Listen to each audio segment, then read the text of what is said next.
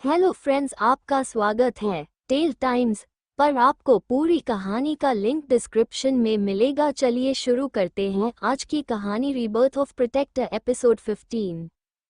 दूसरी तरफ शिवाय का कमरा। नित्या जब नहा लेती है तो उसे याद आता है कि कपड़े लेकर तो वह आई ही नहीं। अब नित्य खुद के सर पर एक चपत लगाते हुए बोलती है, तू भी ना हद करती है। इतनी लापरवाह कौन होता है यार। अब मैं कपड़े नहीं लेकर आए तो मैं बाहर कैसे जाऊं? और बाहर 1 मिनट 1 मिनट पर वो तो कमरे में है ही नहीं। इसका मतलब कि मैं कमरे में जा सकती हूँ और सबसे पहले बाहर का दरवाज़ा लॉक कर दूंगी और फिर आराम से अपने कपड़े चेंज के आ सकती हूँ। इतना सोचकर नित्या वॉशरूम का दरवाज़ा खोलती है और हल्के से अपना सर बाहर निकालकर पूरे कमरे में देखती है, लेकिन नित्य को पूरा कमरा खाली ही नजर आता है। नित्या ने एक सफ़ेद रंग का टॉवल खुद पर लपेट रखा था जो कि उसकी ब्रेस्ट से उसके घुटनों से थोड़ा ऊपर तक का ही हिस्सा कवर कर रहा था।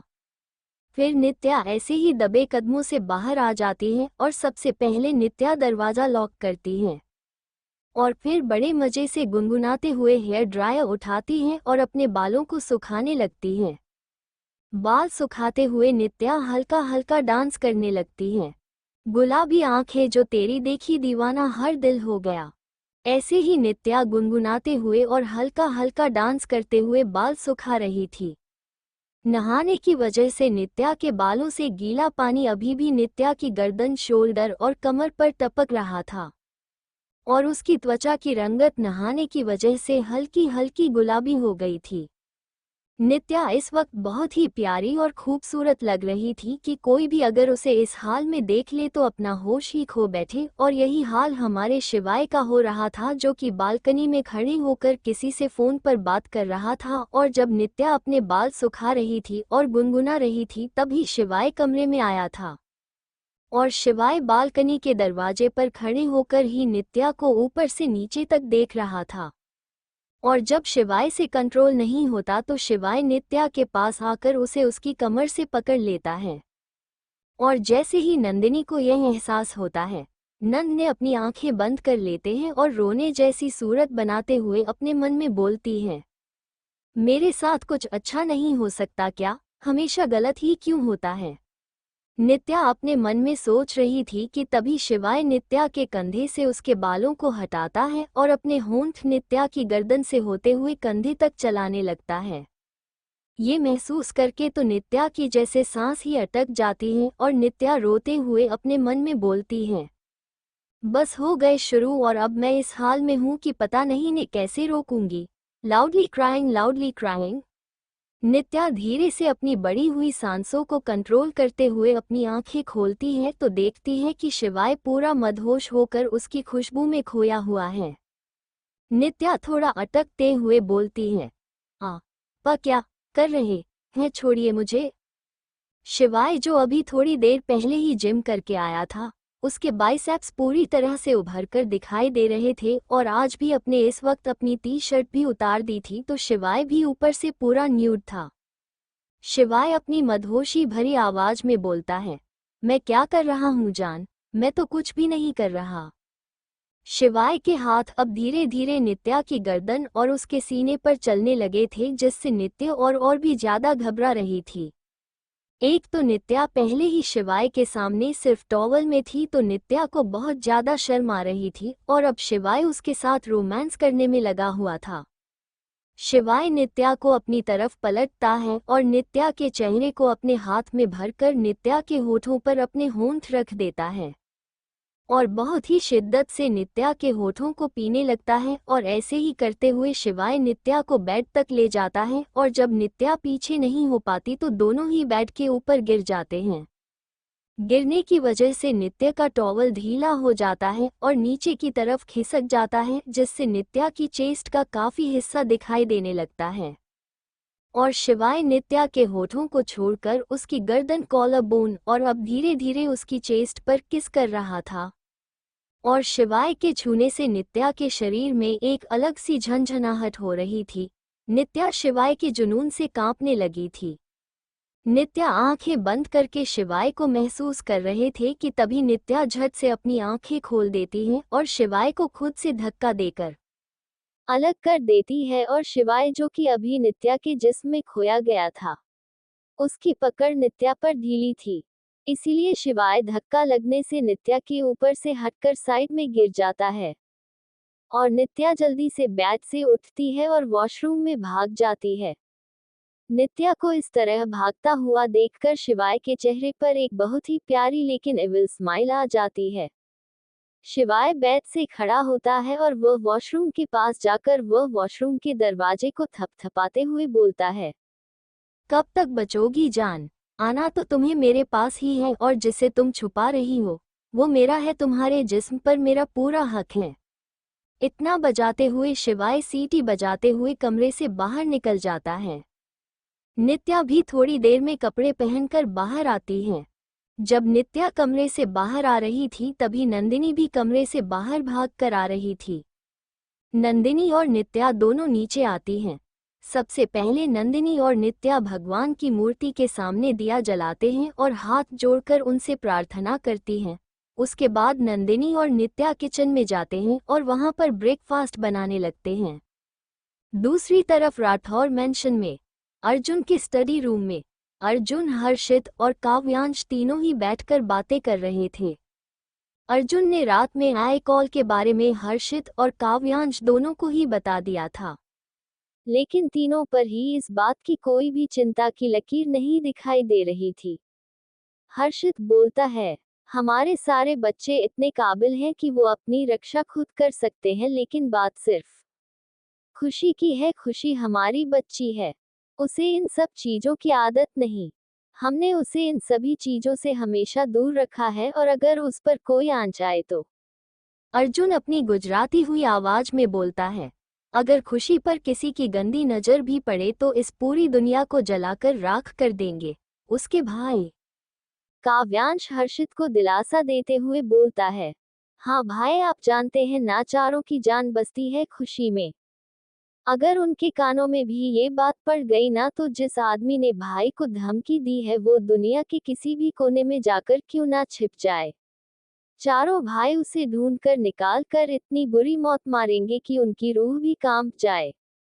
हर्षित हल्का सा मुस्कुराते हुए बोलता है, जानता हूं पर पिता हूं ना, बेटी को लेकर दिल घबरा ही जाता है। अर्जुन बहुत ही सीरियस आवाज में बोलता है, ठीक है, लेकिन हम इस बात को हल्के में नहीं ले सकते। हमें किसी भी तरह की लापरवाही नहीं करनी है।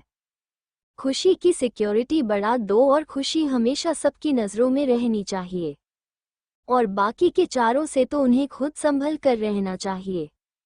तभी काव्यांश थोड़ा सा हंस कर बोलता है, ये बात तो बिल्कुल सही कही आपने कि उन चारों से तो उन लोगों को खुद बच कर रहना चाहिए और अगर गलती से भी वो अद्विक, शिवाय और शौर्य के हथे चढ़ गए तो उन्हें कोई नहीं बचा पाएगा, क्योंकि तीनों जब तक शांत है तब तक शांत हैं। लेकिन अगर यह अपनी गुस्से की चरम सीमा पर पहुंचे तो सामने वाले खुद ही उनसे टकराने पर और इस दुनिया में आने पर अफसोस करता है। और क्रियांश की तो बात ही मत करो, तीनों भाइयों के लाड प्यार में इतना बिगड़ गया है कि क्या ही पूछो। पता नहीं वो लड़का कब अपनी अकल से बड़ा होगा। हर्षित मुस्कुराते हुए काव्यांश को समझाते हुए बोलता है, वक्त के साथ वह भी बड़ा हो जाएगा। अभी उसकी उम्र ही क्या है, अभी उसकी खेलने कूदने की उम्र है तो उसे खेलने कूदने दो। काव्यांश भी इस बात को अच्छे से समझता था, क्योंकि जब काव्यांश भी क्रियांश की उम्र का था तो वह भी ऐसी ही शरारती और नादान था, लेकिन वक्त के साथ उसे भी अपनी समझ आ ही गई थी। बाहर गार्डन में तीनों औरतों की अलग ही मीटिंग चल रही थी, जानवी, शुभांगी और नैना। जानवी बोलती है शुभांगी से, भाभी डेकोरेशंस का तो आप मुझ पर छोड़ दीजिए, डेकोरेशंस का मैं संभाल लूंगी। फिर नैना शुभांगी से बोलती हैं, और सभी मेहमानों का रहने का अरेंजमेंट और सभी मेहमानों की लिस्ट, ये सब मैं संभाल लूंगी। शुभांगी खुश होकर बोलती हैं, और कैटरिंग मैं संभाल लूंगी। बस, और जब हम तीनों मिलेंगे तो सब कुछ अच्छे से मैनेज हो जाएगा। शुभांगी, और इस बार मम्मी पापा की मैरिज एनिवर्सरी बहुत ही धूमधाम से मनाएंगे हम। तभी जानवी बोलती है, मेरे पास एक और आइडिया है, नैना और शुभांगी जानवी को देखने लगती है। तभी जानवी बोलती है, क्यों ना इस बार मम्मी पापा की शादी कराई जाए, उनकी 55वीं सालगिरह पर शादी कराते हैं ना उनकी। जानवी का आइडिया सुनकर दोनों ही बहुत खुश हो जाती हैं और मेरे सर शादी की प्लानिंग में लग जाती हैं। तभी वहां पर शौर्य उनके पास आते हुए बोलता है, माँ आप में से किसी ने मानसी को देखा? मैं सुबह से उसे ढूंढ रहा हूँ, वो मिल नहीं रही है, कहाँ गई है? अरे तुम भूल गए, मानसी आज ऋषिकेश के लिए निकल गई है। मानसी को ऋषिकेश जाना था ना आज। नैना की बात सुनकर शौर्य को बहुत गुस्सा आता है और शौर्य गुस्से में बोलता है, और वो ऋषिकेश किससे पूछ कर गई थी माँ आपसे? नैना कंफ्यूज होते हुए बोलती है, हाँ हम तीनों को बता कर गई हैं। शौर्य गुस्से में, और आप तीनों ने उसे जाने दिया, आपने एक बार भी मुझसे नहीं पूछा। तभी शुभम जी बोलती है, लेकिन बेटा वो तो बता कर गई थी कि तुमसे पूछ लिया है उसने, और जब तुमने परमिशन दी है तो हम तीनों क्या कहते, हमें लगा कि तुमने परमिशन दे दी है। तभी नैना बोलती है, क्या हुआ बेटा, सब ठीक तो है ना? शौर्य जब अपनी तीनों माँओं के चेहरे पर डर और घबराहट देखता है तो उन्हें रिलैक्स करते हुए बोलता है, रिलैक्स माँ, सब ठीक है, मैं ही भूल गया था, पूछा था, उसने मेरे दिमाग से निकल गया। ठीक है आप लोग बातें करो, मैं हॉस्पिटल जा रहा हूँ। इतना बोलकर शौर्य वहां से अपने गुस्से को कंट्रोल करते हुए निकल जाता है। शौर्य अपने केबिन में गुस्से से चक्कर काट रहा था और शौर्य गुस्से में बार बार मानसी का फोन ट्राई कर रहा था, लेकिन मानसिक फोन नहीं उठा रही थी। शौर्य गुस्से में अपना फोन दीवार पर फेंक कर मारता है और फोन टूट जाता है। शौर्य की काली आंखें इस वक्त गुस्से से लाल थी। शौर्य गुस्से में हर एक शब्द को चबाते हुए बोलता है, मैंने मना किया था जान, लेकिन फिर भी तुम गई, अब इसकी सजा तो तुम्हें जरूर मिलेगी। गलती मेरी है, मैंने कुछ ज्यादा ही आज़ादी दे दी है तुम्हें, लेकिन अब आज़ादी मैंने दी है तो उस आज़ादी को छीना भी आता है मुझे। शौर्य अपने लैंडलाइन से किसी को कॉल करता है और बहुत ही गुस्से में सामने वाले को अपनी बात समझाकर शौर्य फोन काट देता है। और फिर शौर्य अपने केबिन से अपना कोट उठाते हुए वहां से चला जाता है। शौर्य अपनी कार ड्राइव कर रहा था कि तभी 2 से 3 कार शौर्य की गाड़ी का रास्ता रोकते हुए उसके सामने आकर खड़ी हो जाती हैं। और उन गाड़ियों में से कुछ गुंडे अपने हाथ में हॉकी स्टिक, चैन और कुछ अजीब से हथियार लेकर उतरते हैं। उन्हें देखकर शौर्य के चेहरे पर एक डेविल स्माइल आ जाते हैं और शौर्य खुद से ही बोलता है, अच्छा हुआ तुम लोग आ गए, अब कोई तो चाहिए था ना मुझे अपना गुस्सा शांत करने के लिए। शौर्य भी अपनी आंखों पर स्टाइल से चश्मा लगाते हुए अपनी कार से उतरता है। जितना ज्यादा शौर्य हैंडसम एंड हॉट लग रहा था उतना ही खतरनाक भी। तभी उनमें से एक आदमी बोलता है, अबे तूने ही हमारे साहब के भाई को कुत्तों की तरह मारा था ना, आज तू भी कुत्ते की मौत ही मरेगा। शौर्य अपने दोनों हाथों को अपने सीने पर फोल्ड करते हुए बोलता है, वैसे तुम्हारा बॉस का भाई कौन है जो मेरे हाथों से कुत्तों की तरह पीटा था? तभी उनमें से एक आदमी बोलता है, कंचना याद आया कुछ, आज तू भी उससे बुरी मौत मरेगा, लेकिन तुझे मारने से पहले हम तेरे तीनों बाप से पहले कंचना भाई को मांगेंगे, क्योंकि उन तीनों ने हमारे भाई को बंदी बनाकर पता नहीं कहाँ छुपा रखा है। शौर्य, शुक्र मनाओ कि तुम्हारा कंचना अभी जिंदा है, वो मेरे हाथों से सिर्फ पीटा था, मारा नहीं था। तभी उनमें से भी पहले वाला आदमी बोलता है, जो शायद उन लोगों का लीडर था, मारो साले को। तभी 2 आदमी हाथ में हॉकी स्टिक्स लिए शौर्य की तरह पड़ते हैं और जैसे ही शौर्य को मारने वाले होते हैं, शौर्य एक के मुंह पर मुक्का मारता है और दूसरे के पेट में लात, और दोनों आदमी जमीन पर गिर जाते हैं और दोबारा उठने की हिम्मत नहीं करते, क्योंकि एक आदमी का जबड़ा टूट गया था और दूसरे आदमी की पसली। और अब की बार 4 से 5 आदमी आगे बढ़ते हैं शौर्य को मारने के लिए। शौर्य अपना चश्मा उतार कर अपनी गाड़ी के बोनट पर रख देता है और खुद भी उनकी तरफ बढ़ जाता है। और फिर शौर्य और उन सभी आदमियों की लड़ाई शुरू हो जाती है। शौर्य एक आदमी के हाथ से हॉकी स्टिक छीन लेता है और उन सभी को बुरी तरीके से मारने लगता है, जैसे उन सभी पर अपना गुस्सा उतार रहा हो।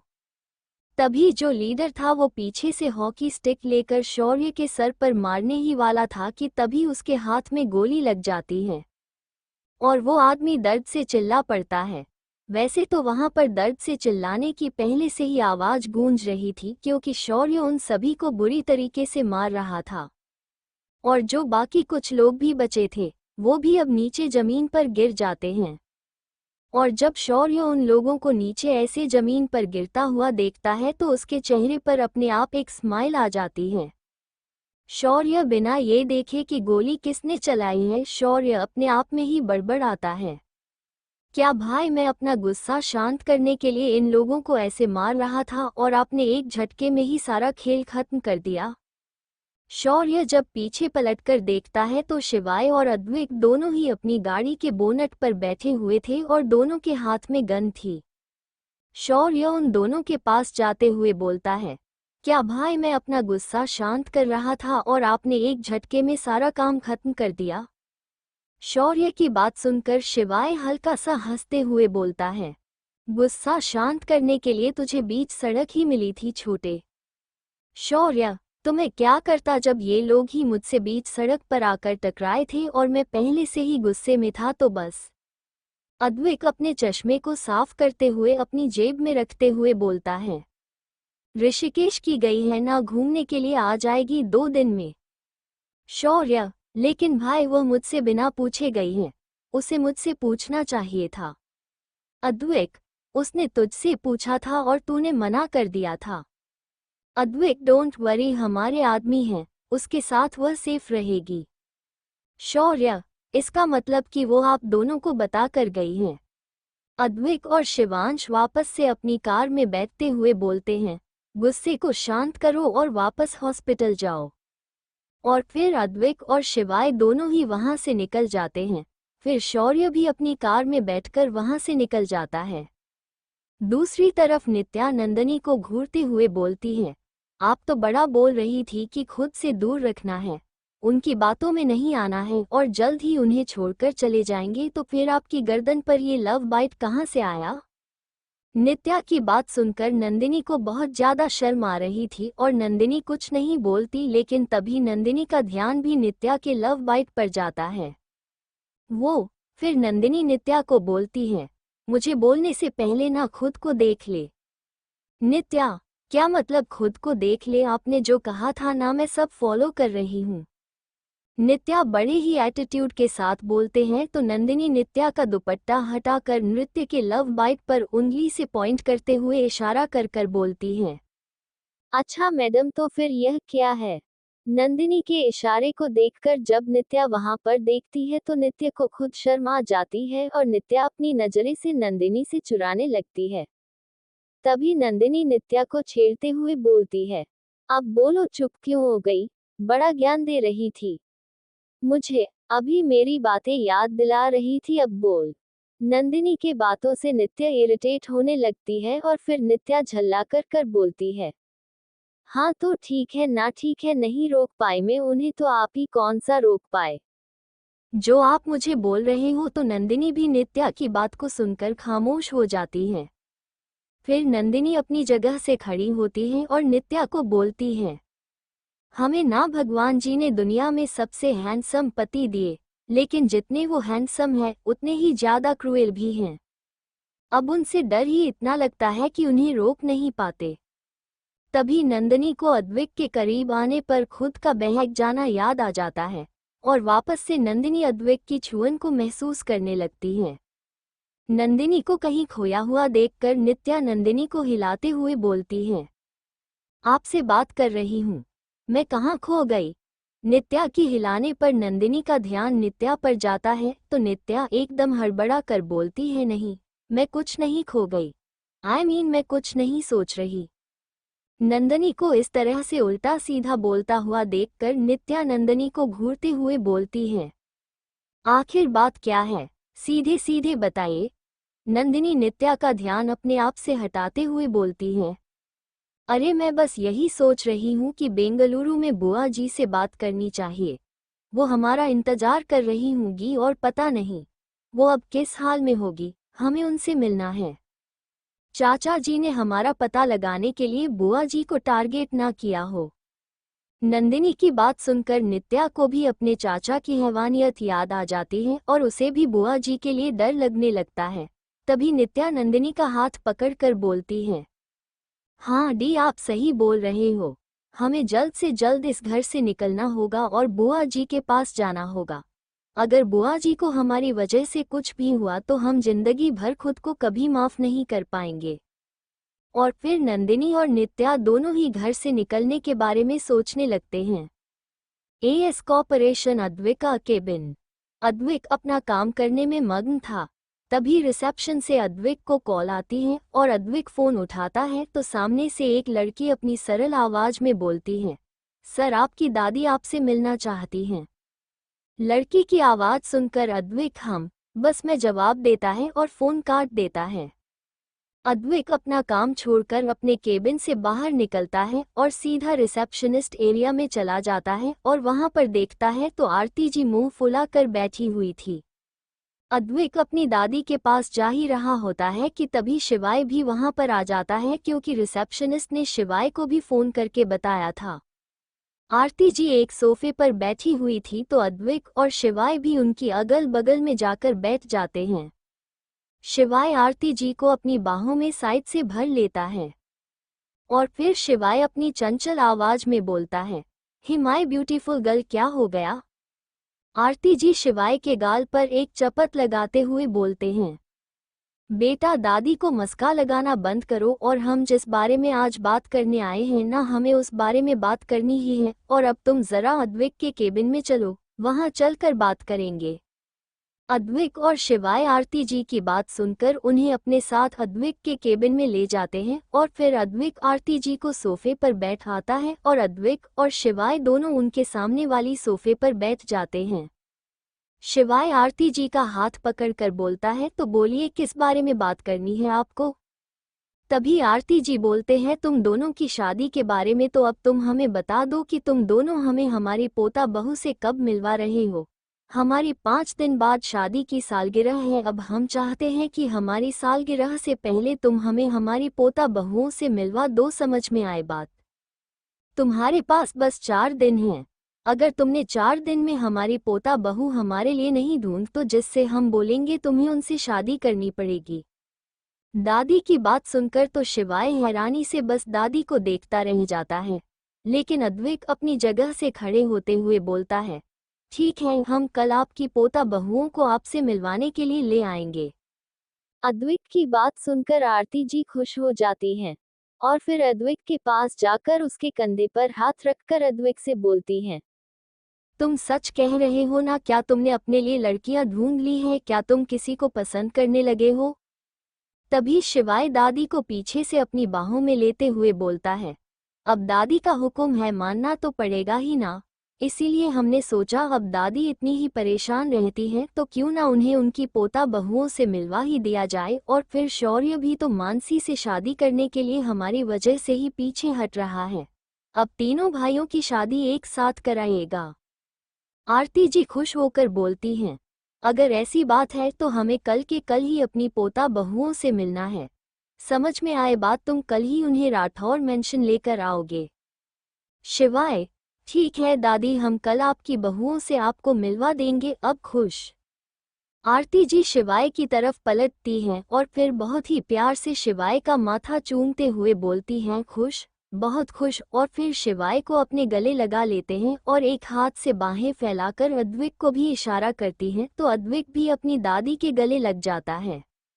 अद्विक और शौर्य ने जानबूझकर अपनी शादी की बात आरती जी को नहीं बताई थी। दूसरी तरफ हॉस्पिटल में शौर्य अभी भी मानसी को फोन ट्राई कर रहा था, लेकिन मानसी शौर्य का कोई भी कॉल नहीं उठा रही थी और ना ही किसी भी मैसेज का जवाब दे रही थी। और इस बात से अब शौर्य का खून खोलने लगता है। शौर्य को बहुत गुस्सा आ रहा था। शौर्य गुस्से में अपना दूसरा फोन भी तोड़ देता है और फिर अपने गुस्से में आसपास की रखी हुई चीजों को भी तोड़ने लगता है। शौर्य इस वक्त बहुत ही ज्यादा गुस्से में था। अपने केबिन का लगभग सारा सामान तोड़कर शौर्य गुस्से में खुद से बोलता है, तुमने अपनी लाइफ की सबसे बड़ी गलती की है। पहली गलती मेरी बात ना मानकर ऋषिकेश जाना और दूसरी गलती मेरे फ़ोन कॉल को इग्नोर करना। तुम एक बार मुझे वापस मिलो, तब मैं तुम्हें बताता हूँ शौर्य राणावत की बात न मानने की सजा क्या होती है। ऋषिकेश, मानसी के साथ आए कॉलेज के अदर स्टूडेंट्स ने पहाड़ों पर अपना कैंप लगा रखा था और मानसी वहां पर एक टेंट में बैठी हुई ढलते हुए सूरज को देख रहे थे। मानसी इस वक्त काफी उदास थी और मानसी सूरज को देखते हुए खुद से बोलती है, हम जानते हैं आपको बिना बताए और आपके मना करने के बाद भी हम ऋषिकेश आ गए। हमें लगा था जब हम ऋषिकेश आ जाएंगे और आपसे बात करेंगे तो आप मान जाएंगे, लेकिन यहाँ आने से पहले ही हमारा फ़ोन चोरी हो गया और हम आपसे बात नहीं कर पा रहे। जानती हूँ इस वक्त आप बहुत ज़्यादा गुस्से में होंगे और आपके उसी गुस्से से डर लग रहा है। अब हम जानते हैं कि हम किसी और के फ़ोन से आपको फ़ोन कर सकते हैं, लेकिन आपकी डर की वजह से हमारी हिम्मत नहीं हो रही। मानसी शौर्य के ख्यालों में खोई हुई थी। तभी मानसी की एक दोस्त साक्षी उसके पास आती है और मानसी को अपना फ़ोन देते हुए बोलती है, दादी का कॉल है, बात कर ले, उन्हें तुझसे कुछ ज़रूरी बात करनी है।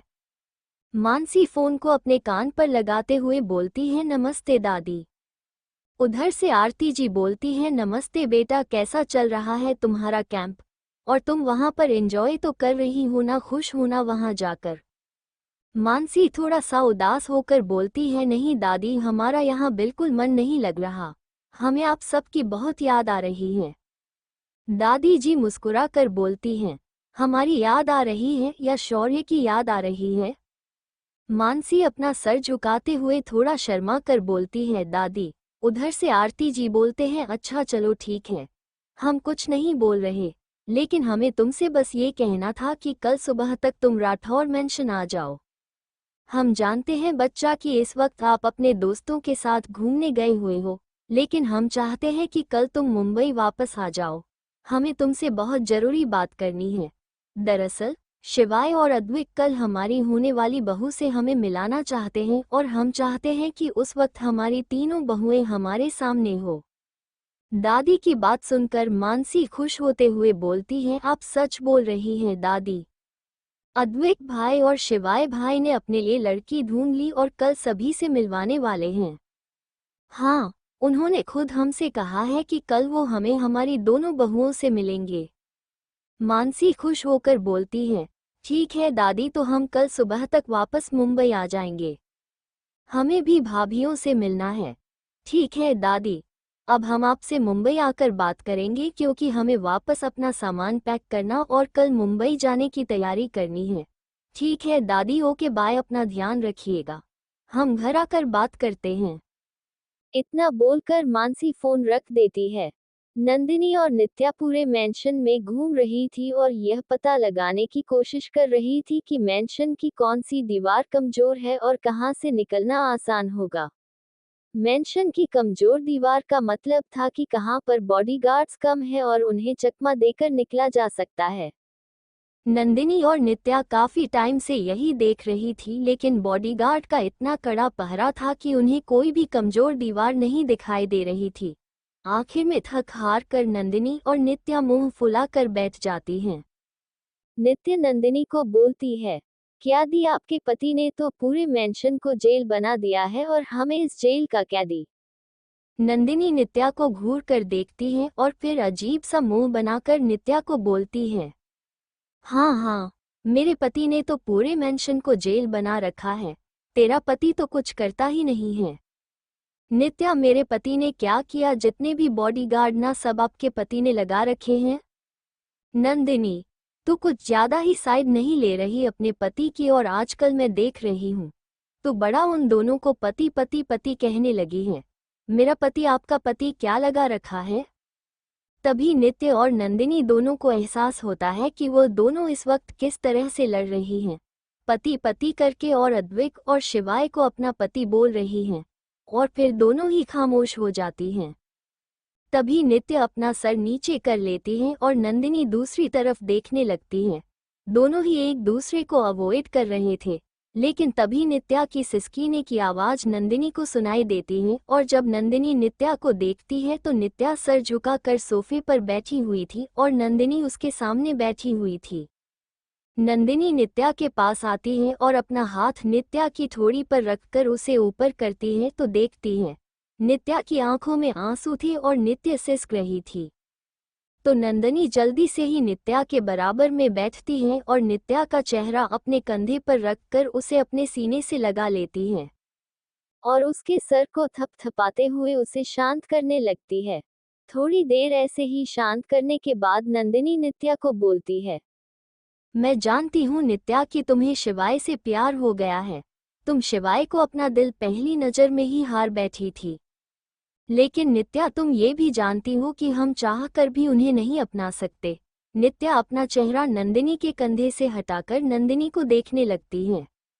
नित्या अपनी रुहासी आवाज में बहुत ही धीरे से बोलती है, हमारे साथ ही ऐसा क्यों हो रहा है डी? क्यों हमारा प्यार हमारे सामने होते हुए, हमारा अपना होते हुए हम उसे नहीं अपना सकते? क्योंकि हमारी ही किस्मत इतनी खराब क्यों है डी?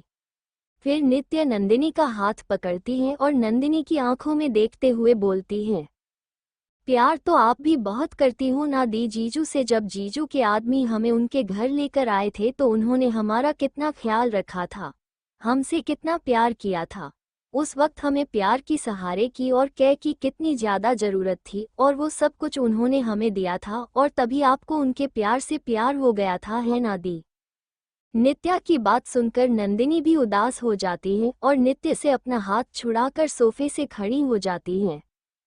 और फिर नंदिनी भी थोड़ी उदास होकर बोलती है, जो चीज़ किस्मत में ना हो उसकी ख्वाहिश नहीं करनी चाहिए नित्य। हम अपना स्वर्ग सजाने के लिए उन्हें अपने नर्क में नहीं घसीट सकते। ये लड़ाई हमारी है और शायद अभी वो नहीं जानते कि यह लड़ाई कितनी गहरी और खतरनाक है। इस लड़ाई में हमने खून का दरिया देखा है। इस लड़ाई में हमने अपनों को अपनी आंखों के सामने खोया है। अब और किसी को खोने की हमारे अंदर हिम्मत नहीं है। फिर नंदिनी नित्या की तरफ पलटते हुए बोलती है, और तुम भी यह बात अच्छे से जानते हो नित्या कि हम शादी करके किसी के साथ अपना घर नहीं बसा सकते, क्योंकि हम उसे वो शांति, वो प्यार, वो खुशी नहीं दे पाएंगे जिनके वो हकदार हैं। नंदिनी की बात सुनकर नित्या भागते हुए नंदिनी के गले लग जाती है और फूट फूट कर रोने लगती है और नंदिनी को भी रोना आ जाता है और नंदिनी नित्या को टाइटली अपने सीने से लगा लेती है और नंदिनी भी रोने लगते हैं।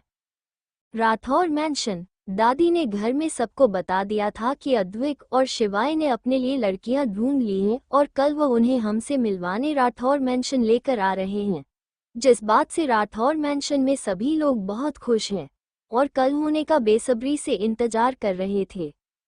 और ऐसे ही दिन गुजर जाता है और शाम हो जाती है। शौर्य जब हॉस्पिटल से घर आता है तो शौर्य का मूड बहुत ज़्यादा खराब था। शौर्य को मानसी पर इतना गुस्सा था जो अभी तक शांत ही नहीं हुआ था, लेकिन जैसे ही शौर्य अपने घर में कदम रखता है तो उसका गुस्सा जैसे और भी ज़्यादा बढ़ जाता है, क्योंकि हॉल में घर की सारी औरतें बैठी हुई थी और बातें कर रही थी और उन्हीं सभी के बीच में मानसी भी उनके साथ बैठकर हंस हंस कर बातें कर रही थी। शौर्य को जहां मानसी को देखकर कुछ अपने दिल में सुकून था तो मानसी पर गुस्सा भी बहुत ज्यादा था। शौर्य बिना किसी से कुछ कहे सीधा अपने कमरे में चला जाता है और मानसी और बाकी सभी भी ये बातें नोटिस कर लेते हैं। शौर्य के बिना कुछ कहे अपने कमरे में जाने पर आरती जी, शुभांगी और नैना तीनों को ही शौर्य की थोड़ी सी चिंता हो जाती है। शौर्य के जाने के बाद तीनों ही मानसी को देखने लगते हैं। बेशक शौर्य और मानसी की शादी नहीं हुई थी, लेकिन घर में सभी लोग मानसी और शौर्य को एक हस्बैंड वाइफ की तरह ही ट्रीट करते थे। इसीलिए सबका ध्यान मानसी पर आ जाता है और सबको अपनी तरफ इस तरह से देखता हुआ पाकर मानसी थोड़ा सा घबरा जाती है और अपनी नज़रें नीचे कर लेती है। आरती जी मानसी से बोलती हैं, कुछ हुआ है क्या तुम दोनों के बीच में? शौर्य इतना गुस्से में क्यों लग रहा है? नैना, हाँ मानसी बताओ, हमें कुछ हुआ है क्या तुम दोनों के बीच में? वरना शौर्य कभी भी इस तरह से हम सबको इग्नोर करके नहीं जाता। मानसी ऐसे ही खामोश बैठी रहती है तो शुभांगी अपनी जगह से खड़ी होती है और मानसी के बराबर में आकर बैठ जाती है और मानसी के सर पर हाथ रखकर बहुत ही प्यार से शुभांगी बोलती है, सब ठीक है ना बच्चा, तुम दोनों के बीच में अगर कुछ हुआ है तो हमें बता दो ताकि हम तुम्हारी मदद कर सके। शुभांगी के पूछने पर मानसी सभी को सब कुछ बता देती है और इस बात से दादी को थोड़ा गुस्सा आता है और दादी मानसी को डांटते हुए बोलती हैं, यह क्या लापरवाही है मानसी, तुम इस तरह से बिना बताए कैसे जा सकती हो। तुमने हम सबसे झूठ बोला कि तुमने शौर्य से पूछ लिया है और शौर्य ने तुम्हें जाने के लिए बोल दिया है और वहां पर जाकर भी शौर्य का गुस्सा तुमने और ज्यादा बढ़ा दिया। जिस तरह से तुम अपने दोस्त के फ़ोन से हमें फ़ोन करके अपनी खैरियत के बारे में बता रही थी, उसी तरह से तुम शौर्य को भी बता सकती थी।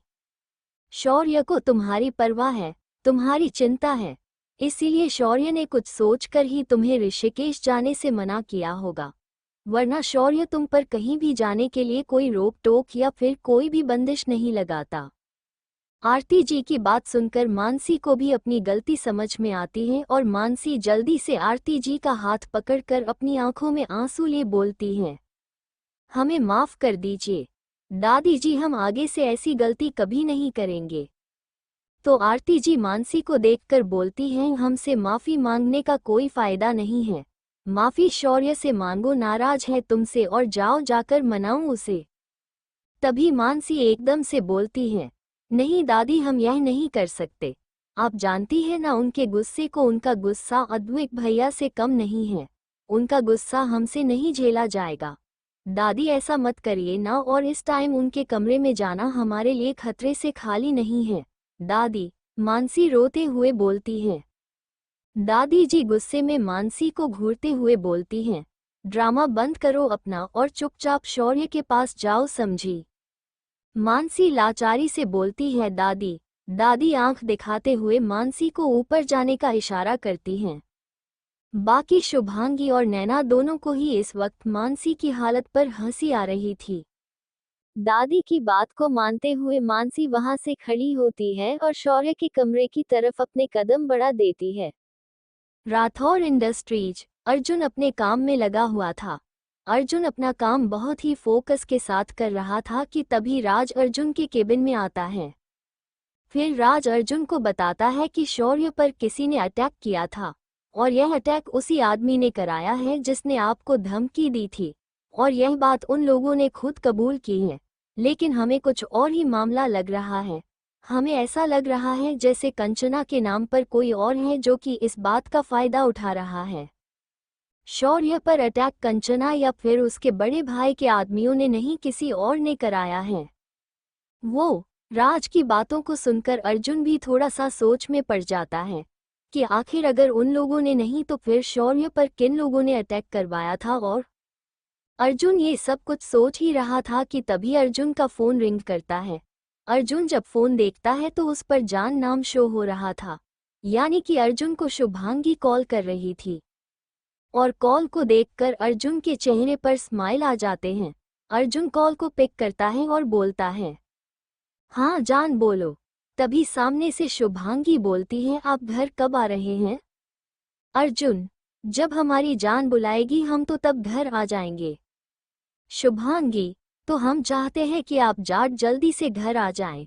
हमें आपसे कुछ जरूरी बात करनी है और वो जरूरी बात हमें फोन पर नहीं, आपसे मिलकर करनी है, तो आप जल्दी से घर आ जाएं। अर्जुन, ठीक है तो मैं घर भी आ जाता हूँ। शुभांगी, नहीं नहीं, अभी आप अपना काम कीजिए और अब हम फोन रखते हैं, बस आप शाम को जल्दी आ जाएगा। ठीक है, चलिए बाय। दूसरी तरफ शौर्य का कमरा। मानसी शौर्य के कमरे के बाहर खड़ी थी, लेकिन मानसी को बहुत डर लग रहा था और मानसी के अंदर जाने की हिम्मत नहीं हो रही थी। जब शुभांगी फोन पर बात करके आती है तो देखती है मानसी अभी भी शौर्य के कमरे के बाहर ही खड़ी थी और बहुत ज्यादा डर रही थी। तो शुभांगी मानसी के कंधे पर हाथ रखती है और फिर बोलती है, जब तक तुम अंदर नहीं जाओगी कुछ नहीं होगा। यूं बाहर खड़े होकर दरवाजे को देखने से शौर्य का गुस्सा शांत नहीं हो जाएगा। शौर्य तुमसे बहुत प्यार करता है, जब तुम उसके सामने जाओगी तो वह तुमसे ज्यादा नाराज नहीं रह पाएगा। तुम आराम से अंदर जाओ। इतना बोलकर शुभांगी फोन रख देती है। शुभांगी की बात सुनकर मानसी को थोड़ी सी हिम्मत मिलती है और मानसी धीरे से दरवाजा खोलकर अंदर चली जाती है। मानसी सारे कमरे में देखती है लेकिन शौर्य उसे नजर नहीं आता। वो मानसी वॉशरूम चेक करती है लेकिन वहां पर भी शौर्य नहीं होता तो बालकनी में जाकर देखती है। वहां पर मानती को एक परछाई नजर आती है तो मानसी समझ जाती है कि यह शौर्य ही है। मानसी शौर्य के पीछे जाकर खड़ी हो जाती है तो शौर्य बिना पीछे देखे ही बोलता है, तुम यहाँ पर क्या कर रहे हो? मानसी, मैं आपसे मिलने आई हूँ। शौर्य एकदम से पीछे पलटता है और मानसी की कमर में हाथ डालकर उसे खुद से चिपका लेता है। शौर्य गुस्से में था और शौर्य अपने गुस्से को कंट्रोल नहीं कर पा रहा था। जब शौर्य मानसी को खुद से चिपका लेता है तब मानसी शौर्य की आंखों में देखती है जो कि इस वक्त शौर्य की आंखें गुस्से से लाल थी। अब मानसी को अपने अंदर आने पर अफसोस हो रहा था। शौर्य दूसरे हाथ से मानसी के बालों को मुट्ठी में भर लेता है और गुस्से में अपने हर एक शब्द को चबाते हुए बोलता है, बहुत हिम्मत आ गई है, तुमने हाँ मेरे मना करने पर भी तुम गई और फिर वहां जाकर तुमने अपना फोन बंद कर दिया ताकि मेरे फोन कॉल को अवॉइड कर सको। इतनी हिम्मत तुम्हें? इतना बोलकर शौर्य मानसी के बालों को खींचता है और मानसी के मुंह से आह निकल जाती है और साथ ही मानसी की आंखें भी नम हो जाती हैं, जिन्हें देखकर शौर्य एकदम से मानसी को छोड़ देता है और मानसी लड़खड़ा जाती है। लेकिन मानसी गिरती उससे पहले ही मानसी खुद को संभाल लेती है। शौर्य मानसी को वही बालकनी में छोड़कर कमरे में आ जाता है। मानसी भी शौर्य के पीछे पीछे कमरे में आ जाती है। मानसी कुछ बोलती उससे पहले ही शौर्य मानसी को बिस्तर पर गिरा देता है और फिर शौर्य मानसी को देखते हुए बोलता है, गलती की है तो सजा भी मिलेगी। और फिर शौर्य अपनी शर्ट के बटन पूरे खोल देता है और अपनी शर्ट को निकाल कर फेंक देता है, जिससे अब मानसी को डर लगने लगता है। मानसी जब शौर्य को अपनी तरफ आते हुए देखती है तो मानसी पीछे होने लगती है, लेकिन तभी शौर्य मानसी का पैर पकड़कर खींच लेता है और उसे अपने नीचे दबाते हुए उसके ऊपर आ जाता है और मानसी के दोनों हाथों को पकड़कर बिस्तर पर दबा देता है और एकदम से ही अपने होंठ मानसी के होठों पर रख देता है और फिर मानसी को बहुत ही रूडली किस करने लगता है। शौर्य मानसी के होठों को बहुत ही जोर से स्मूच कर रहा था। शौर्य मानसी के होंठ अपने होठों से खींच रहा था और मानसी को दर्द हो रहा था और शौर्य पूरे पैशन के साथ मानसी के होठों का रस पीने में लगा हुआ था। दूसरी तरफ एएस मैंशन, आज नित्या और नंदिनी दोनों ने ही मैंशन का हर एक कोना बारीकी से जांच किया था और अब नंदिनी और नित्या दोनों ही वहां से भागने की प्लानिंग बना रही थी और साथ में खाना बना रही थी जिससे किसी को भी उन पर शक न हो। तभी वहां पर दो गाड़ियां आकर रुकती हैं और उन दोनों गाड़ियों में से अद्विक और शिवाय बाहर आते हैं।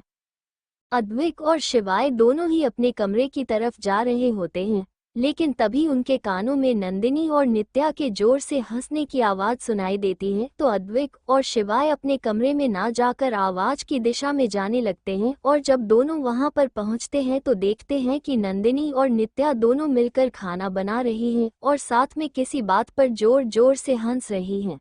उन दोनों की हंसी इतनी प्यारी थी कि अद्विक और शिवाय दोनों ही उनकी हंसी में कहीं खो जाते हैं। राजस्थान, एक आदमी राजा की तरह सोफे पर बैठा हुआ था और एक आदमी उस आदमी के पैरों के पास बैठा हुआ था। आदमी जलती सिगरेट को उसके हाथों पर रखकर गुस्से से बोलता है, मुझे वो दोनों लड़कियां चाहिए, उन्हें कहीं से भी ढूंढो लेकिन मुझे वो दोनों लड़कियां लाकर दो, समझ में आए बात। जो दूसरा आदमी घुटनों पर बैठा हुआ था और जिसके हाथ पर जलती हुई सिगरेट उस आदमी ने रखी थी, वही आदमी दर्द से कराहते हुए बोलता है, बस मुझे कुछ समय और दे दे, मैं जल्द ही उन दोनों का पता लगा लूंगा। अद्विक और शिवाय दोनों ही किचन के बाहर खड़े होकर नंदिनी और नित्या को देख रहे थे। तभी नंदिनी की नज़र उन दोनों पर चले जाते हैं तो नंदिनी उनको देखते हुए एकदम से सीरियस हो जाती है। अचानक से नंदिनी जब सीरियस हो जाती है तो नित्या उसे अजीब नज़रों से देखते हुए बोलती है, आपको क्या हो गया डी, आप एकदम से अपने पति जैसा रूप लेकर क्यों खड़े हो गए हो सीरियस वाला? नित्य की बात सुनकर नंदिनी नित्य को घूर कर देखने लगती है और फिर आंखों के इशारे से ही पीछे देखने के लिए बोलती है, क्योंकि नित्या उनकी ऑपोजिट साइड में खड़ी थी जिससे नित्य की पीठ उन लोगों की तरफ थी, इसीलिए नित्य उन दोनों को नहीं देख पाई थी। नंदिनी के इशारे से नित्या नंदिनी को बोलती है, अब आप ये आंखों को क्यों नचा रही हो, क्या जीजू मेरे पीछे खड़े हैं? नंदिनी थोड़ा गुस्से से और एकदम सीरियस होकर नित्या को देखने लगती है, तो नित्या धीरे से पीछे मुड़कर देखती है तो अद्विक और शिवाय उसके पीछे ही खड़े थे। जब नित्य उन दोनों को देखती है तो डर से एकदम लड़खड़ा जाते हैं और 2 कदम पीछे हो जाती हैं। नित्या को ऐसे डरता देखकर नंदिनी को अंदर ही अंदर हंसी आ रही थी। नंदिनी अपनी हंसी को कंट्रोल करते हुए नित्या के आगे आती है और फिर उन दोनों को बोलती है, आप आ गए, आप फ्रेश हो जाए, तब तक हम आप दोनों के लिए खाना लगा देते हैं। अद्विक और शिवाय कुछ नहीं बोलते और बस अपने अपने कमरों की तरफ चले जाते हैं और थोड़ी देर में फ्रेश होकर नीचे आते हैं और डाइनिंग टेबल पर आकर बैठ जाते हैं। और जब अद्विक और शिवाय डाइनिंग टेबल को देखते हैं तो उनकी भूख और बढ़ जाती है, क्योंकि डाइनिंग टेबल पर उनका मनपसंद खाना रखा हुआ था जिसमें से बहुत अच्छी खुशबू आ रही थी। खाने को देखकर लग रहा था कि खाना बहुत ही ज्यादा स्वादिष्ट है। नंदिनी और नित्य या फिर उन दोनों को खाना सर्व करती हैं। अद्विक और शिवाय जब खाने का पहला निवाला अपने मुंह में रखते हैं तो उन्हें शुभांगी के हाथ का बना खाना याद आ जाता है, क्योंकि हमारी शुभांगी भी बहुत ही टेस्टी खाना बनाती थी। अद्विक और शिवाय तो शुभांगी के बच्चे थे जिन्होंने बचपन से अपनी माँ के हाथ का खाना खाया था, लेकिन जब से दोनों बड़े हो गए थे और उनकी प्राइवेसी उनके लिए मैटर रखने लगी थी तो वह दोनों अलग रहने लगे और तब से उन्हें शुभांगी का खाना नहीं बल्कि नौकरों के हाथ का खाना खाना पड़ता था। और आज उन्हें शिवांगी के हाथ के जैसे खाने का स्वाद अपने घर में अपनी पत्नियों के हाथ के खाने में मिल रहा था। इसीलिए अद्विक और शिवाय खाने के स्वाद में खोकर बिल्कुल बेफिक्र होकर खाना खा रहे थे। उन दोनों को खाना खाते हुए देखकर साफ पता चल रहा था कि दोनों को खाना बहुत पसंद आया है, जिसे देखकर नंदिनी और नित्या दोनों के ही चेहरे पर एक मुस्कान छा जाती है। शौर्य का कमरा। शौर्य मानसी के होठों को बहुत ही पैशन के साथ चूम रहा था। शौर्य अपनी जीभ से मानसी के पूरे मुंह के कोने कोने को चख रहा था और मानसी की जीभ को शक कर रहा था। तभी मानसी को अपनी कुर्ती के फटने की आवाज आती है। चर्र, क्योंकि शौर्य ने एक ही झटके में मानसी की कुर्ती को फाड़कर उसके जिस्म से अलग कर दिया था और यह समझते ही मानसी की आंखें बड़ी हो जाती हैं। मानसी जल्दी से अपने दोनों हाथों से अपने आप को छुपाने की कोशिश करती है, लेकिन उससे पहले ही शौर्य मानसी के दोनों हाथों को पकड़कर उन्हें बेड पर प्रेस कर देता है। इस वक्त मानसी शौर्य के सामने प्लाजो और ब्रा में थी। मानसी ने ब्लैक कलर की ब्रा पहन रखी थी जो इस वक्त उसके गोरे बदन को बहुत ही ज्यादा हॉट और सेक्सी वाला लुक दे रही थी। शौर्य अपनी इंटेंस नजरों से मानसी को ऊपर से नीचे तक देखता है तो मानसी शर्म से अपनी आंखें बंद कर लेती है। शौर्य मानसी के गाल पर किस करता है और फिर धीरे धीरे दूसरे गाल पर और गर्दन पर और कॉलर बोन पर किस करने लगता है। शौर्य के हर एक किस से मानसी मदहोश होकर सिसकियां भर रही थी। मानसी का एक हाथ खुद ब खुद शौर्य के बालों में चला जाता है। शौर्य मानसी की गर्दन और कॉलर बोन पर किस करते हुए नीचे आता है और मानसी की क्लेवेज पर किस करने लगता है। जब शौर्य महसूस करता है कि मानती उसकी बाहों में मदहोश हो चुकी है, तब शौर्य अपनी पनिशमेंट शुरू करता है। शौर्य एक झटके से मानसी को पलट देता है और मानसी के ब्रा का हुक खोल देता है और अपने होंठ मानसी की पीठ पर रखकर जोर से वाइट करता है, जिससे मानसी अपनी मदहोशी से बाहर आती है। शौर्य के टच से मानसी मदहोश हो गई थी क्योंकि शौर्य बहुत ही प्यार से उसके साथ ये सब कुछ कर रहा था। लेकिन अब जो शौर्य उसके साथ कर रहा था वो मानसी के लिए किसी टॉर्चर से कम नहीं था। शौर्य मानसी की पीठ पर किस करते हुए जगह जगह पर वाइट कर रहा था और फिर उन्हें प्यार से सक भी कर रहा था।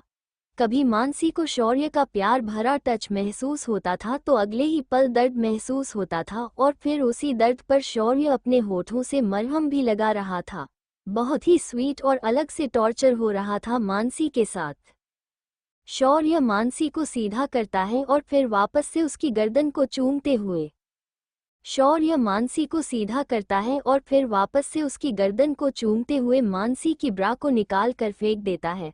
मानसी जल्दी से अपने सीने को ढकने की कोशिश करती है, लेकिन उससे पहले ही शौर्य मानसी के हाथ पकड़कर उन्हें उसके सर के ऊपर कर देता है और फिर धीरे धीरे किस करते हुए नीचे आता है। मानसी आंखें बंद करके बस शौर्य को महसूस कर रही थी। एक पल में प्यार और एक पल में दर्द। शौर्य की पनिशमेंट काफी टॉर्चर वाली थी। शौर्य अपने एक हाथ में मानसी की एक ब्रेस्ट को भर लेता है और उसे जोर से दबा देता है, जिससे मानसी की कमर हल्की सी ऊपर हो जाती है। और फिर शौर्य मानसी की दूसरी ब्रेस्ट को अपने मुंह में भर लेता है और उसे जोर से शक करने लगता है। शौर्य ने अपने एक हाथ से मानसी के दोनों हाथों को पकड़ रखा था और दूसरे हाथ से मानसी की एक ब्रेस्ट को दबा रहा था और उससे मसल रहा था, और दूसरी ब्रेस्ट को शौर्य ने अपने मुंह में ले रखा था और उसे जोर से शक करते हुए वो बाइट भी कर रहा था, करते हुए बाइट कर रहा था। फिर शौर्य उस ब्रेस्ट को छोड़कर दूसरी ब्रेस्ट को अपने मुंह में ले लेता है और दूसरी ब्रेस्ट पर भी शौर्य ऐसी ही बाइट करता है और उसे शक करता है। शौर्य ने मानसी की दोनों ब्रेस्ट को बाइट के निशानों से लाल कर दिया था। मानसी को अपनी ब्रेस्ट पर बहुत दर्द हो रहा था, जिससे मानसी की आंखों से आंसू साइड से निकल जाते हैं। फिर शौर्य मानसी की ब्रेस्ट को छोड़कर मानसी के पेट पर आ जाता है। शौर्य के दोनों हाथ मानसी की ब्रेस्ट पर थे और शौर्य अपनी जीभ से मानसी के पेट को शक कर रहा था, जिससे मानसी मचल रही थी। शौर्य ने मानसी के पूरे पेट पर किस करते हुए मानसी की नोबेल पर जोर से वाइट करता है। शौर्य के हाथ मानसी के प्लाजो को निकालने के लिए बढ़ ही रहे थे कि तभी मानसी अपना एक हाथ शौर्य के हाथों पर रख देती है। शौर्य अपना चेहरे उठाकर जब मानसी के चेहरे को देखता है तो मानसी की आंखों में एक रिक्वेस्ट थी, जिसे शौर्य चाहकर भी इग्नोर नहीं कर पाता। और फिर शौर्य अपना मुंह मानसी के पेट पर रख देता है और गहरी गहरी सांस लेकर खुद को कंट्रोल करने लगता है। शौर्य की गर्म सांसें मानसी को अपने पेट पर महसूस हो रही थी। शौर्य थोड़ा सा ऊपर होता है और मानसी को अपनी बाहों में भर लेता है और प्यार से उसके माथे को चूम कर बोलता है, तुम मेरी हो, मुझसे दूर जाने की गलती मत किया करो। शौर्य का प्यार से उसका माथा चूमना और फिर शौर्य की बातों में अपना हक मानसी पर जताना मानसी के चेहरे पर हल्की सी मुस्कान ले आता है और साथ में मानसी की आंखों से नमी का एक कतरा भी बह जाता है। अद्विक का कमरा। अद्विक नंदिनी को अपनी बाहों में ले बिस्तर पर लेटा हुआ था और नंदिनी अपनी ही सोच में कहीं घूम थी। तभी अद्विक नंदिनी को बोलता है, कल हमें राठौर मैंशन जाना है। दादी ने तुम्हें और नित्या को घर बुलाया है, तो कल तुम राठौर परिवार से मिलने वाले हो, इसीलिए अच्छे से तैयार होना। नंदिनी एकदम से अलग होकर अद्विक से बोलती है, क्या कल हम आपके परिवार वालों से मिलने वाले हैं? तो अद्विक अपनी गर्दन हाँ में हिला देता है। नंदिनी कुछ और बोलती उससे पहले ही अद्विक वापस से नंदिनी का हाथ पकड़कर उसे अपनी बाहों में भर लेता है और बोलता है, डरने की जरूरत नहीं है, तुम दोनों सभी को पसंद आओगी, अभी आराम से सो जाओ। नंदिनी भी अपना सर अद्विक के सीने पर रख देती है और वापस से किसी और ही दुनिया में खो जाते हैं और सोचते सोचते ही गहरी नींद में चली जाती हैं। अगली सुबह राठौर मैंशन में बहुत ज्यादा हलचल मची हुई थी, क्योंकि आरती जी और शुभांगी दोनों ने ही घर को सर पर उठा रखा था। दोनों के चेहरे पर आज एक अलग ही खुशी झलक रहे थे। दोनों को ही शायद अपनी बाहों से मिलने का कुछ ज्यादा ही इंतजार था। शुभांगी ने आज अर्जुन को ऑफिस भी नहीं जाने दिया था। अर्जुन भी आज घर पर ही था। और दूसरी तरफ अज विला में दोनों बहनों ने आज बिल्कुल सेम कपड़े पहने हुए थे और हेयर स्टाइल भी बिल्कुल से बनाया हुआ था और मेकअप भी बिल्कुल सेम ही कर रखा था। यानी कि अगर कोई उनकी आंखों को ना देखे तो ऐसा लगेगा जैसे दोनों आईने के आमने सामने खड़ी हैं। और आंखों को भी जब बहुत ध्यान से देखें तभी कोई दोनों बहनों में अंतर बता पाएगा। दोनों बहनों ने जानबूझकर बिल्कुल एक जैसा मेकअप या फिर यूं कहें कि पूरा घटअप किया था। क्योंकि दोनों बहनों ने पहले से ही डिसाइड किया हुआ था कि जब भी मौका मिलेगा वो दोनों बहनें अद्विक शिवाय की कैद से भाग निकलेंगे। इसीलिए दोनों ने बिल्कुल एक जैसा लुक लिया था।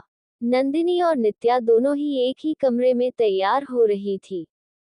क्योंकि आज अद्विक ने नंदिनी को और शिवाय ने नित्या को बता दिया था कि आज राठौर मेंशन जाना है, तो इसीलिए दोनों साथ में तैयार हो रही थी। तभी नित्या नंदिनी से बोलती है, आपको क्या लगता है दी हमें मौका मिल पाएगा? उनकी नज़रों से बच निकलने का। वैसे भी वह दोनों हमसे हमेशा चिपके रहते हैं और जब अपने ऑफिस जाते हैं तब भी कम से कम 50 बॉडीगार्ड्स तो हम पर नज़र रखने के लिए छोड़कर चले जाते हैं। तभी नंदिनी नित्या का पल्लू उसके कंधे पर सही करके फिर लगाते हुए बोलती है, मौके मिलती नहीं है नित्या, मौके बनाने पड़ते हैं और हमें कोशिश तो करनी पड़ेगी ना। अगर हम कोशिश ही नहीं करेंगे तो अपने काम में कामयाब कैसे होंगे? नित्या, आप कह तो सही रहे हो दी, लेकिन ये तो सोचिए कि जिनसे हम इतने समय से मिलना चाहते थे, ये सामने से हमें उनसे मिलने का मौका दे रहे हैं। फिर नित्या नंदिनी की तरफ पलटती है और नंदिनी का हाथ पकड़कर बोलती है, जब हम राजस्थान की हवेली से भागे थे तो हमें हैं हुकुम शाह से ही मिलना था और उनसे मिलने के लिए ही हम राजस्थान आए थे 6 महीने पहले।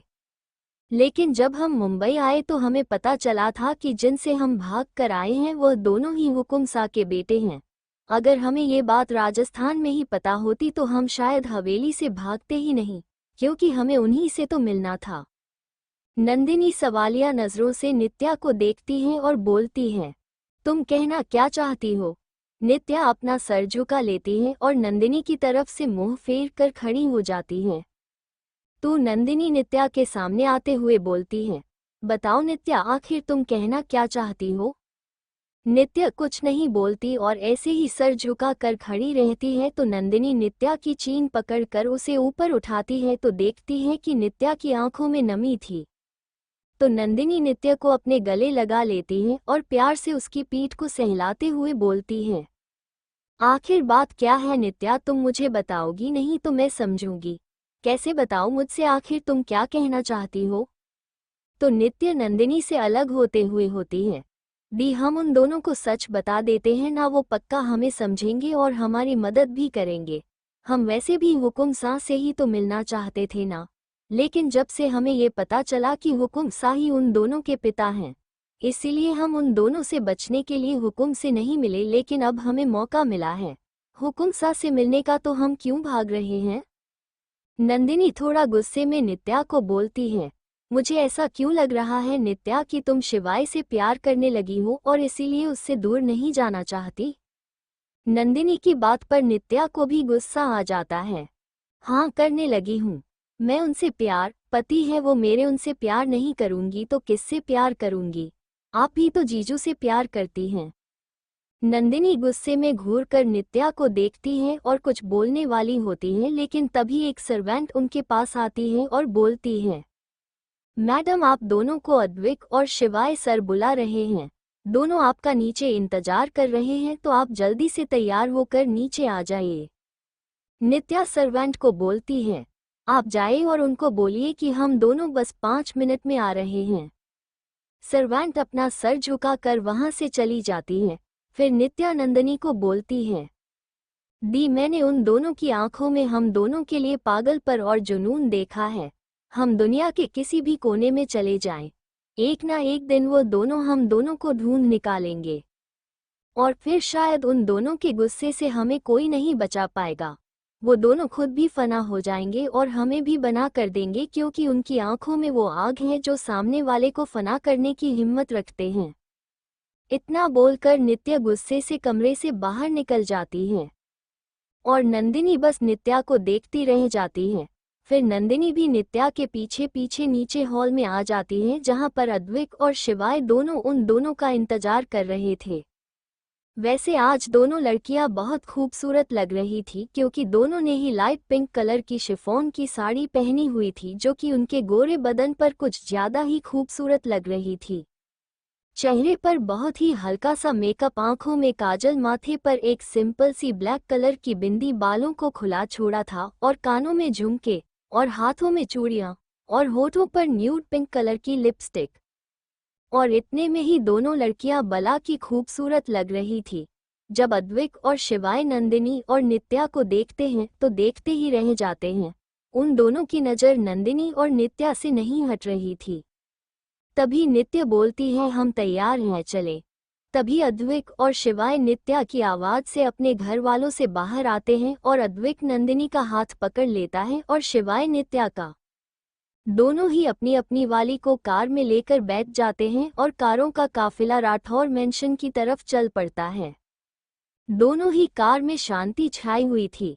अद्विक और शिवाय अपने काम में बिजी थे और नंदिनी और नित्या आज की हुई बहस पर खामोश होकर खिड़की से बाहर देख रही थी। दोनों का ही मूड आज खराब था। थोड़ी ही देर में नंदिनी और नित्या राठौर मेंशन पहुंच जाती हैं। राठौर मैंशन काफी हद तक अज विला की तरह ही था। जब अद्विक और शिवाय की कार राठौर मैंशन में पहुंचती है तो एक सर्वेंट जल्दी से जाकर आरती जी और शुभांगी को बता देती है कि अद्विक और शिवाय आ चुके हैं। तभी अद्विक और नंदिनी कार से बाहर आते हैं और राठौर मैंशन के अंदर जाते हैं।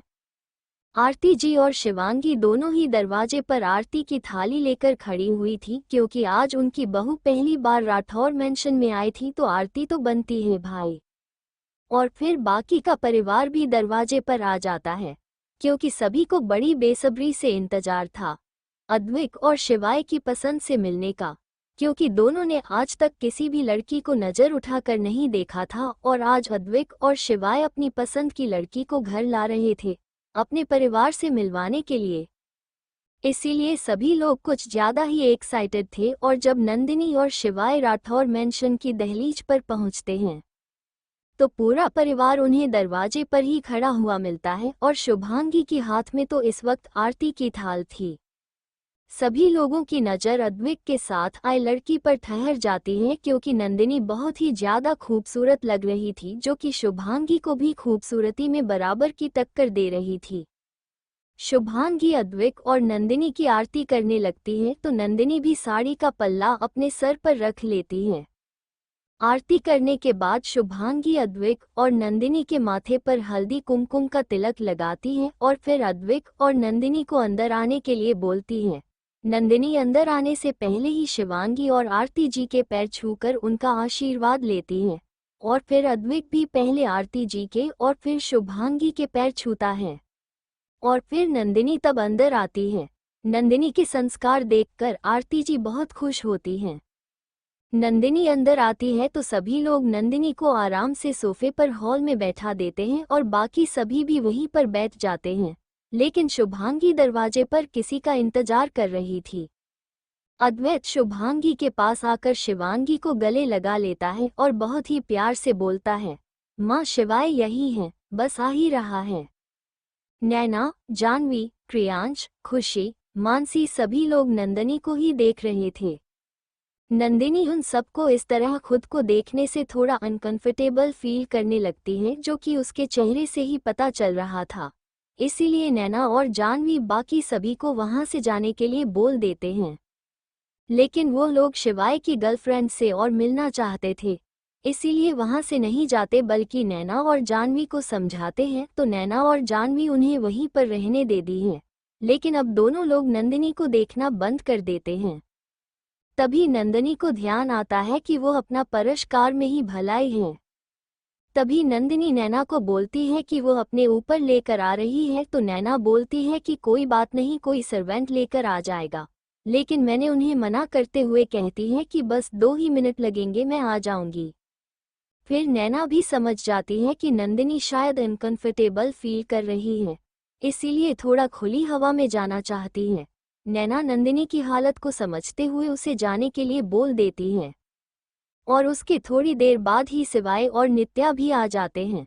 शिवाय के साथ नित्य को देखकर सभी लोग हैरान हो जाते हैं और सभी लोग हैरानी से एक दूसरे को देखने लगते हैं, क्योंकि उन्हें यही लग रहा था कि दोनों भाइयों को एक ही लड़की पसंद आ गई है।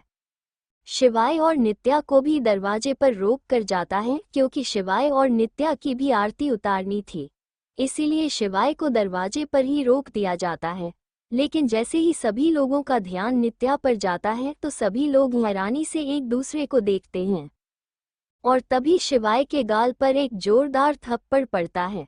और जैसे ही शिवाय के गाल पर थप्पड़ पड़ता है तो बाकी सभी हैरानी से अपने मुंह पर हाथ रख लेते हैं। और शिवाय अपने गाल पर हाथ रखकर सामने देखता है तो सामने शुभांगी खड़ी थी और शुभांगी इस वक्त गुस्से में तिलमिला रही थी। अपनी माँ को इतने गुस्से में देखकर शिवाय बोलता है माँ, लेकिन शिवाय कुछ और बोलता उससे पहले ही शुभांगी का एक और थप्पड़ उसे गाल पर पड़ जाता है। सभी लोग हैरानी से शुभांगी को देख रहे थे और अब नित्या को भी शुभांगी पर गुस्सा आने लगता है कि बिना वजह वो शिवाय को मार रही थी। लेकिन माँ बेटे के बीच की बात थी इसलिए नित्या कुछ नहीं कहती। तभी शुभांगी गुस्से में चिल्लाकर बोलती है, तुम लोगों की हिम्मत कैसे हुई इतना घटिया काम करने की? अगर तुम्हारे पापा को तुम दोनों की इस हरकत के बारे में पता चलेगा तो तुम्हें जिंदा जमीन में गाड़ देंगे वो। तुम दोनों को शर्म नहीं आई? ऐसा घटिया काम करते हुए मेरे दूध को पानी में मिला दिया दोनों, मेरी परवरिश पर उंगली उठाई है तुमने। शिवाय हैरानी से अपनी माँ को देख रहा था। उसे समझ नहीं आ रहा था कि उसकी माँ इतने गुस्से में क्यों है और क्यों उस पर इतने बड़े बड़े इल्जाम लगा रही है। लेकिन उससे ज्यादा बुरा उन्हें अपनी माँ की आंखों में आंसुओं को देखकर लग रहा था। अपनी माँ की आंखों में आंसू उनके दिल में खंजर का काम कर रहे थे। तभी वहां पर अद्विक भी किसी से फोन पर बात करते हुए आ जाता है और जब शुभांगी अद्विक को फोन पर किसी से बात करते हुए देखती है तो शुभांगी अद्विक के पास जाती है और अद्विक फोन छीनकर फेंक कर मार दी है। अद्विक भी हैरानी से शुभांगी को देखता है तो शुभांगी गुस्से में थी और शुभांगी की आंखों में आंसू थे। अपनी माँ की आंखों में आंसू देखकर अद्विक के चेहरे पर गुस्सा उभर आता है और अद्विक अपनी माँ के दोनों कंधों को पकड़कर पूछता है, क्या हुआ माँ? किसकी इतनी हिम्मत हुई जिसने अद्विक राठौर की माँ की आंखों में आंसू लाने की गुस्ताखी की है? शुभांगी गुस्से में अद्विक के हाथों को झटक देती है और अद्विक पर भी गुस्से में चिल्लाते हुए बोलती हैं, हमारी आंख में आंसू आज तुम दोनों की वजह से आए हैं।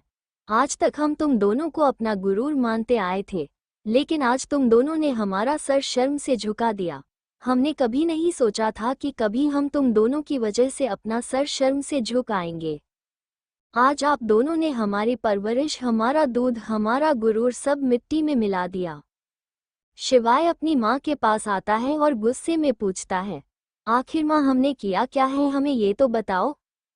अगर हमने कोई गलती की है तो हम अपना सर कटवाने के लिए तैयार हैं, लेकिन अपनी माँ की आंखों में आंसू नहीं देख सकते। फिर शिवाय उदास होकर बोलता है, लेकिन माँ एक बार तो हमें बताइए कि हमने किया क्या है, ऐसी कौन सी गलती हमने कर दी जिसकी वजह से हमारी माँ की आंखों में आंसू आ गए। शुभांगी गुस्से में शिवाय का हाथ पकड़कर नित्या के सामने लाती है और बोलती है, इतनी बड़ी गलती करके तुम हमसे पूछ रही हो कि तुमने किया क्या है? शिवाय, माँ अगर आपको नित्या नहीं पसंद तो मैं अभी इसी वक्त नित्या को छोड़ता हूँ। शिवाय की बातों से किसी को भी ज्यादा हैरानी नहीं होती क्योंकि सभी जानते थे कि अगर किसी भी वजह से नंदिनी को तकलीफ होती है या फिर उसकी आंखों में आंसू आते हैं तो अद्विक, शिवाय और अर्जुन कुछ भी कर सकते हैं। लेकिन अपने भाई का घर टूटते हुए देखकर अद्विक शुभांगी से पूछता है, लेकिन माँ आखिर प्रॉब्लम क्या है इसमें? जिसे सुनकर शुभांगी का गुस्सा और भी ज्यादा बढ़ जाता है और शुभांगी गुस्से में चिल्लाते हुए बोलती है, प्रॉब्लम प्रॉब्लम पूछ रहे हो? तुम शर्म नहीं आती तुम्हें? हाँ शर्म अब तुम्हारी आंखों में बच्ची ही कहाँ है, क्योंकि अगर शर्म होती तो तुम ऐसा घटिया काम करते ही नहीं। तुमने सोच भी कैसे लिया कि हम तुम दोनों को एक ही लड़की से शादी करने की इजाजत दे देंगे? अब हैरान होने की बारी शिवाय और अद्विक की थी। दोनों हैरानी से अपनी माँ को देखने लगते हैं कि माँ ऐसे कैसे बोल सकते हैं हम एक ही लड़की से। तभी शुभांगी गुस्से में आगे बोलती है, तुम दोनों को सभी चीजें एक जैसी ही पसंद आती हैं। एक ही चीज को तुम दोनों आपस में हमेशा बांट लेते हो, लेकिन वह एक जीती जाती इंसान है, तुम दोनों उसके साथ ऐसा कैसे कर सकते हो? अब अद्विक और शिवाय दोनों ही समझ जाते हैं कि शुभांगी को गलतफहमी हो गई है, क्योंकि नित्य और नंदिनी दोनों जुड़वा हैं और हम शक्ल हैं, दोनों एक ही जैसी हैं, इसलिए नंदिनी को गलतफहमी हो गई है कि शिवाय और अद्विक एक ही लड़की से प्यार करते हैं। नित्या भी समझ जाती है कि शुभांगी को गलतफहमी हो गई है। अब नित्या तो शिवाय के पास ही थी, लेकिन अद्विक को गुस्सा आता है कि नंदिनी कहाँ है। अद्विक गुस्से में जोर से चिल्लाता है, नंदिनी, नंदिनी। और दूसरी तरफ नंदिनी अपना पर्स गाड़ी से लेकर आ ही रही थी और तभी नंदिनी को अद्विक के गुस्से भरी आवाज सुनाई देती है। और नंदिनी को लगता है कि शायद नंदिनी वहां नहीं दिखाई दे रही है, इसीलिए अद्विक गुस्सा कर रहे हैं। इसीलिए नंदिनी भी जल्दी से अद्विक के पास आती है। जी, आपने बुलाया। अब फिर से हैरान होने की बारी पूरे परिवार की थी। सभी लोग आंखें बड़ी बड़ी करके कभी नंदिनी तो कभी नित्य को देख रहे थे। बिल्कुल एकदम डिट्टो कार्बन कॉपी लग रही थी दोनों।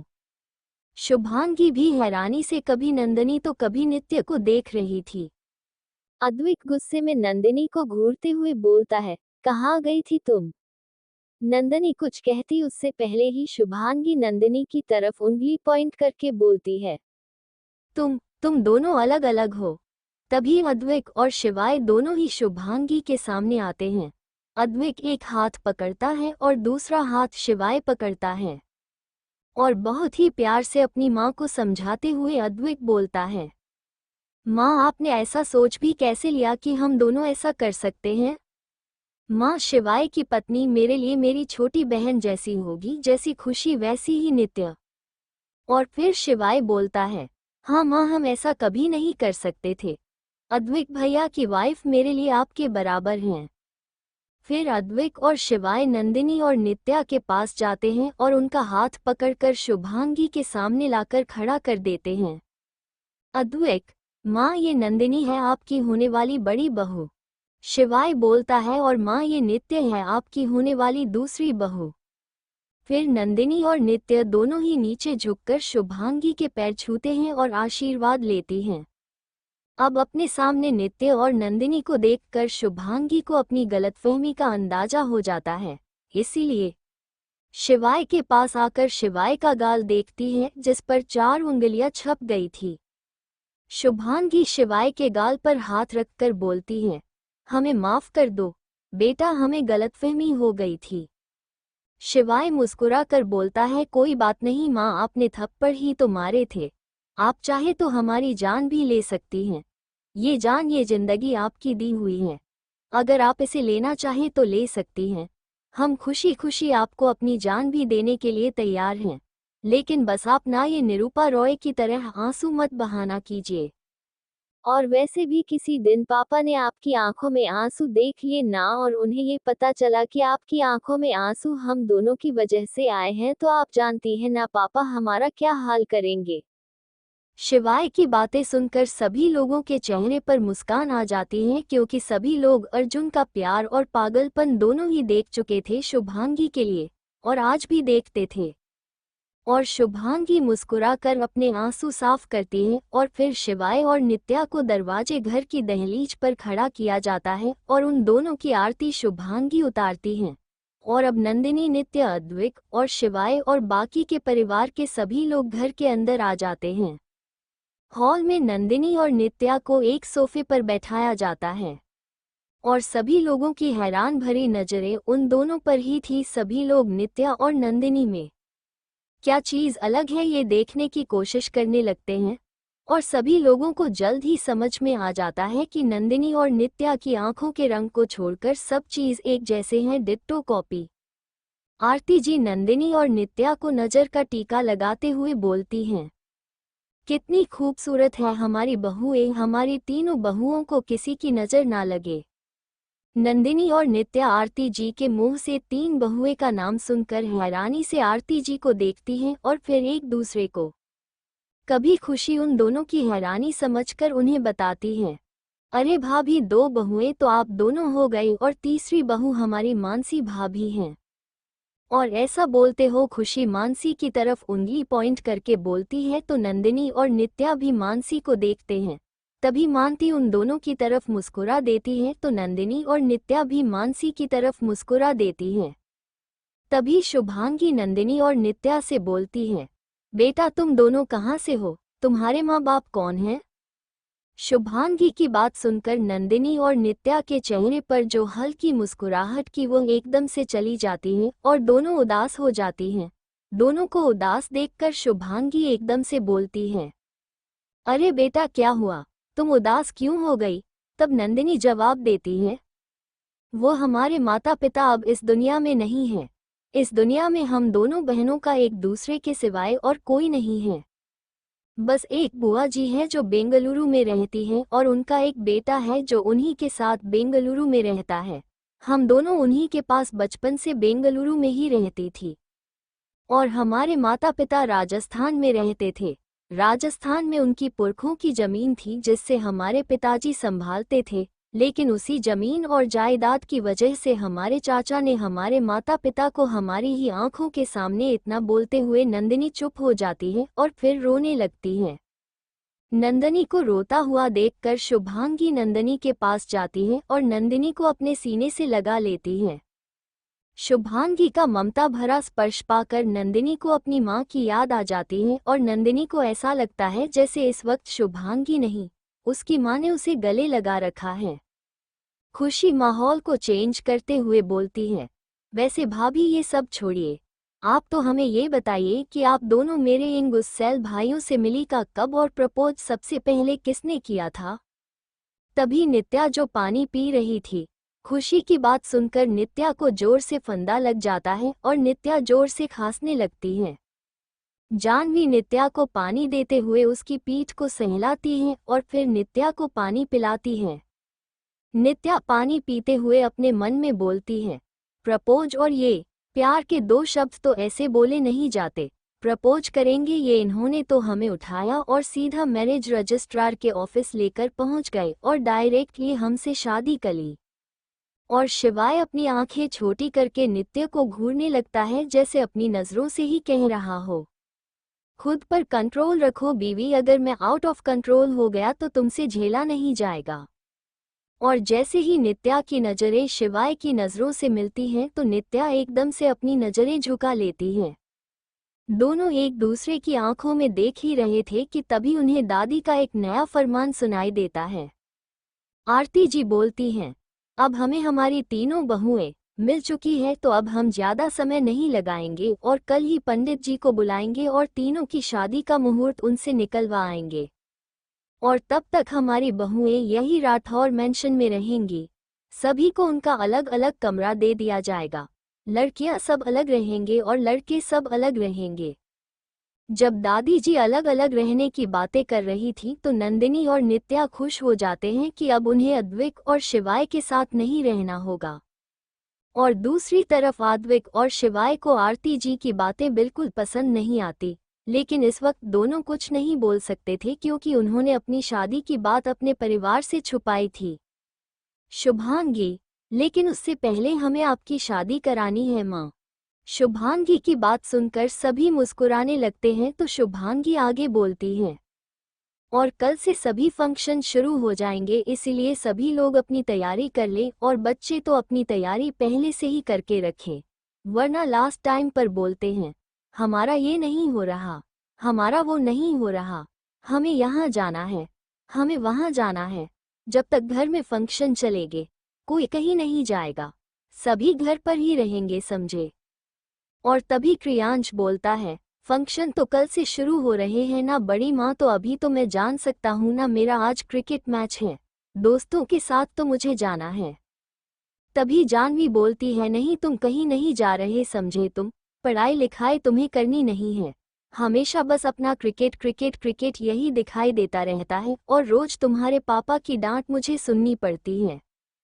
तभी क्रियांश रोता हुआ मुंह बनाकर बोलता है, दादी। तभी जानवी फिर से क्रियांश को डांटते हुए बोलती है, क्या दादी दादी लगा रखा है, हाँ बोल दिया ना, कहीं नहीं जाना, मतलब कहीं नहीं जाना। तभी आरती जी बोलती है, जाने देना बेटा। जानवी आरती जी को बोलती है, माँ आप इसकी बातों में मत आइए, आप जानते नहीं हैं अगले हफ्ते से इसके एग्जाम शुरू होने वाले हैं और अगर इस बार भी ये ढंग के नंबर नहीं लेकर आया तो वो मुझे नहीं छोड़ेंगे। अद्विक, शिवाय और शौर्य तीनों ही हमेशा स्कूल कॉलेज में टॉप किया करते थे, और एक ये नालायक है जो ढंग से पास भी हो जाए तो मेहरबानी समझो। अब आरती जी कुछ नहीं बोलती तो क्रियांश का मुंह लटक जाता है और क्रियांश गुस्से में अपने कमरे में चला जाता है। तभी अद्विक बोलता है, माँ अब हम चलते हैं, मेरी ऑफिस में आज बहुत इम्पोर्टेंट मीटिंग है। शिवाय भी अपनी घड़ी में टाइम देखता हुआ खड़ा होता है और बोलता है, हाँ माँ मैं भी चलता हूँ, मेरी भी एक इम्पोर्टेंट मीटिंग है, चलो नित्य। लेकिन तभी आरती जी ही बोलती हैं, तुम दोनों को जाना है तो तुम दोनों जाओ, लेकिन बहुएं कहीं नहीं जाएंगे और बहुएं यही रहेंगे। अद्विक, लेकिन दादी फंक्शन तो कल से शुरू होने वाले हैं ना, कल हम आ जाएंगे। हाँ, फंक्शन कल से शुरू होंगे लेकिन बहुएं कहीं नहीं जाएंगी, बहुएं यही रहेंगी। हमने कह दिया तो कह दिया, अब तुम जाओ।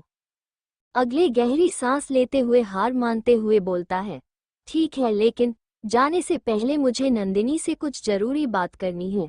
वो तो कर सकता हूं ना मैं? शिवाय, नित्य मुझे भी तुमसे जरूरी बात करनी है, कमरे में चलो।